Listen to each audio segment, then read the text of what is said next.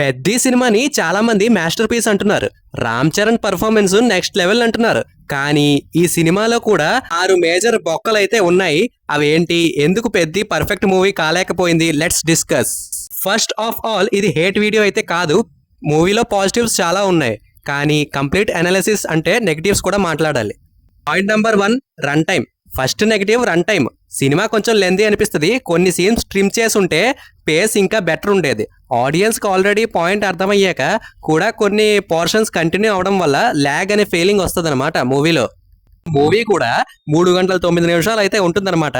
So పెద్ద movie ఒక simple story, village back drop ని అంతసేపు 3 గంటల 9 నిమిషాలు లాగడం వల్ల చాలా మందికి అయితే సినిమా బోర్ కొట్టేసింది. కొన్ని పోర్షన్స్ లో కొన్ని సినిమాలు కొంతవరకే ఒక స్టోరీని కొంతవరకే బాగా బిల్డ్ చేయగలుగుతాయి.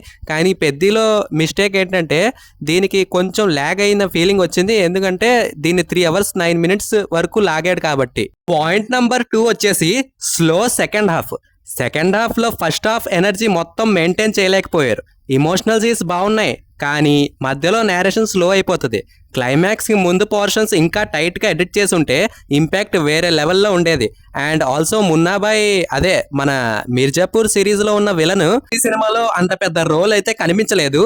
విలన్ గా కాకుండా ఇటువైపు కాకుండా ఉన్న. పాయింట్ నెంబర్ 3 వచ్చేసి most problematic scenes like love track. అదే పెద్ద మూవీలో మోస్ట్ ప్రాబ్లమేటిక్ సీన్సే లవ్ ట్రాక్ అనమాట. సో జాన్వీ కపూర్ ఉండడం వల్ల చాలా మంది నెగిటివ్ చేస్తున్నారు నార్త్ లో.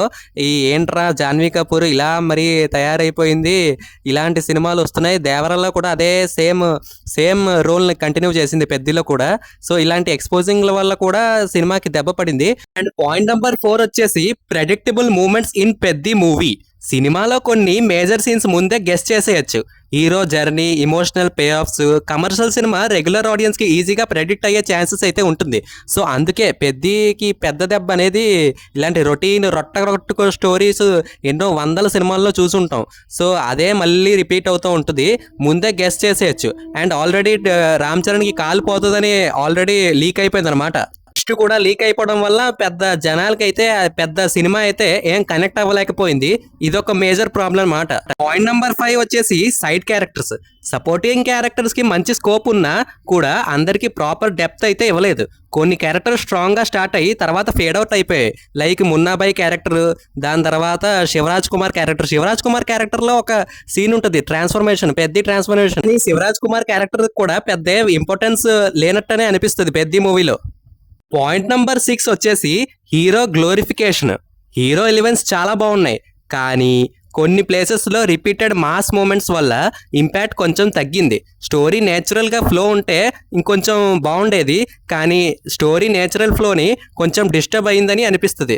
సో దానివల్ల కూడా ఈ మూవీకి కొంచెం నెగటివ్ రివ్యూస్ అయితే వస్తున్నాయి. అండ్ బుకింగ్స్ ఇప్పటివరకు పెద్ద మూవీకి బాగానే నడుస్తున్నాయి. పెద్ద మూవీ బాగానే ఆడుతోంది. హిందీలో కూడా కలెక్షన్స్ బాగున్నాయి అనమాట.